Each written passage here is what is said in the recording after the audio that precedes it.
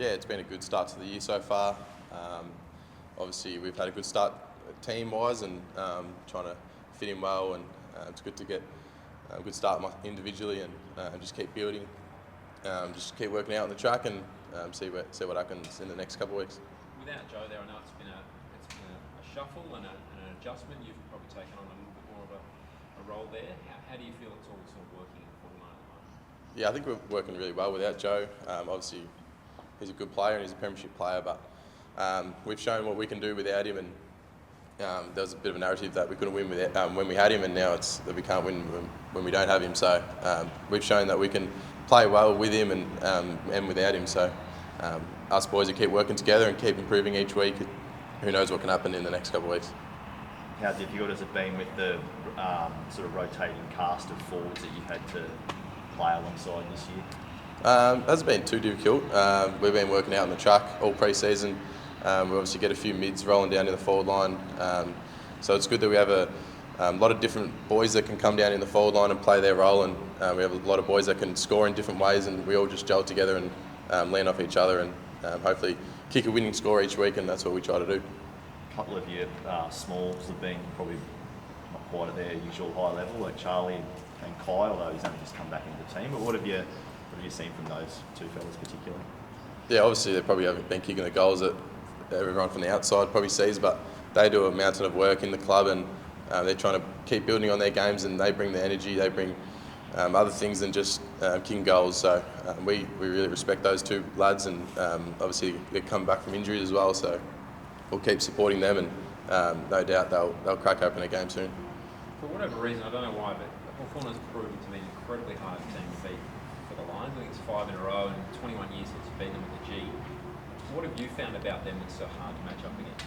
Well, I've only been here for 2 years, so I've only played one game against them, but yeah, obviously there's a bit of a history that we haven't maybe bet them in the last couple of times, but we just kind of worry about ourselves this week and hopefully bounce back from the last couple of weeks of the type of footy we've been playing. So we'll just worry about ourselves this week and hopefully we can get a win. When you say worry about yourselves, what's been the message from Chris after last weekend?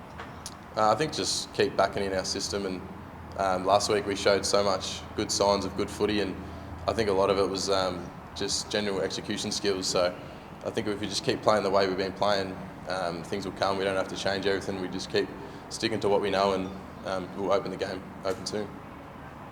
Like it is, a couple of weeks ago now, but you are committed to the club for another two years. What made you do that with knowing that there was interest from sort of what's name back home? Yeah, I think it was a pretty easy decision for myself in the end. Another 2 years at Brisbane. I'm super stoked to obviously be here for another 2 years. Obviously the group that we've got is very exciting, and I've got some great mates that become best mates of mine. So I want to stick with them and hopefully win a couple more premierships in the next couple of years. And as I said, it's just an exciting place to be, and this club's just going up from here. So yeah, I'm super excited to be here for another couple of years and hopefully just keep building. Jared Berry's been with concussion. He'll have another run today to see his right for selection. What would he add to back into the side if he is right to go? Yeah, obviously we missed him last week. He's he plays on that wing. He's a tall wing, so we missed him last week, and hopefully he trains well today and be back out there on the weekend and doing what he does best. How have you found working with Eric Hipwood? Yeah, good.